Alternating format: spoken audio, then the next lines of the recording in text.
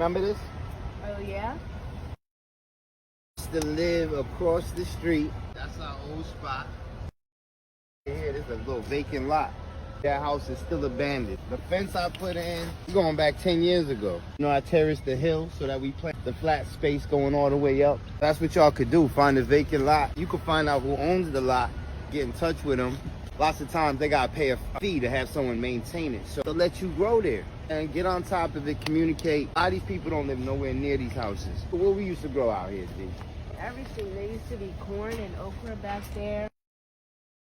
There used to be things like down here, like arugula and lettuce and stuff like that.